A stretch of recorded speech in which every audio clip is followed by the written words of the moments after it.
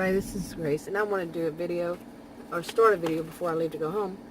And it's about something that I used to have this problem with, and I finally grew out of it pretty much. And it's about when a person just isn't suspicious enough.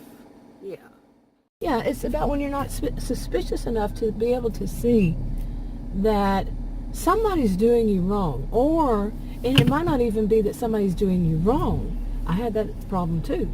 It's when somebody is, say you're single and dating, and you're working, or you're wherever, or with a party or a group or whatever, and somebody is interested in you. I had that problem. I would say I wasn't there when I was there. Not all the time, because when I was a career student back then, my mind was often on that topic. What test I have, exam I have coming up, what paper has to be written, which chapters, which book I have to read. And that's not a good thing to do. You miss a lot about what's going on in your life. But I also had that problem with not being aware enough of really paying attention to what other people were saying and doing. Some of it you can't. Some of it, like if you're around people that, like I've been around people that, I'm not diagnosing them, but their behaviors were kind of a narcissistic-histrionic blend, and they would do things behind the scenes. There was no way for you to know, because unless somebody was telling you, hey, this person's saying this about you, and that was not often the case. So yeah.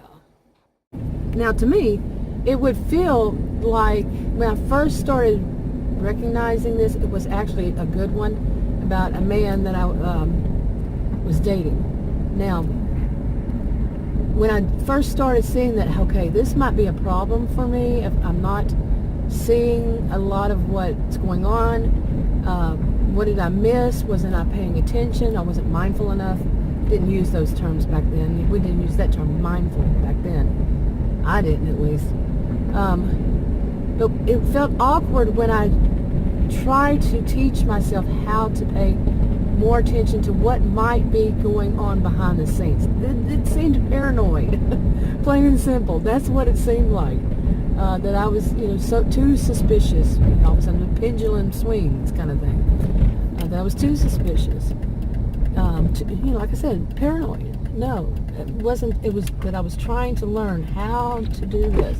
I can't give anybody advice on how to. By the way, this is not an advice channel. I don't give advice or counseling or any of that. I'm just talking about my experiences with it. And it was awkward. Like I said, it was very awkward to start suspecting people. It's kind of like I had to lose faith a little bit in humans, the human society here. You know how people say that they have lost faith in humanity. I had to lose a little bit of it. I had to stop being so trusting. Yeah, that's hard to give up too. To be so trusting and then have to give it up. In anything, there's a balance. Maybe I had been on one end too far, close to the extreme on that end. So I had to, come toward the middle. Yeah. And find that balance of when to trust, when not to trust. I'm glad I did, overall. And I see things, I see things now much clearer than I did back then. But like I said, back then I was much busier than I am now. I didn't say that, but yeah. I was much busier and earlier in my life, especially during my career student days. Yeah. And now it's much easier because I'm more there when I'm there. Yeah. Much more to that, but I'm better at that these days, much better in figuring things out, seeing it. Now, what you do with people when they're behind the scenes, that's a different story. I do wish more people had heard, and maybe they hadn't, or hadn't. If they had, it didn't sink in. That whenever somebody's telling you that so-and-so said this about you, or so-and-so said that, go straight to the horse's mouth and find out. I mean, of course, I can't give that advice, because who knows how dangerous it could be, for one thing. If you did that, if you're going to a friend and you're saying, I'm doubting you because so-and-so said this about you.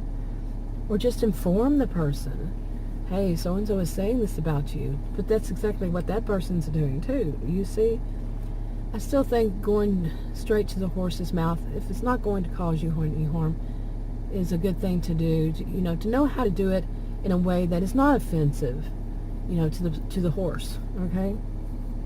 Yeah. Anyway, I'm going to go ahead and wrap this up. If you want to subscribe to this channel, click the circle. If you want to watch another video on this channel, click on the rectangles. Like, subscribe, comment, and share on your own social media if you would, and I'll talk to you on another video. Bye.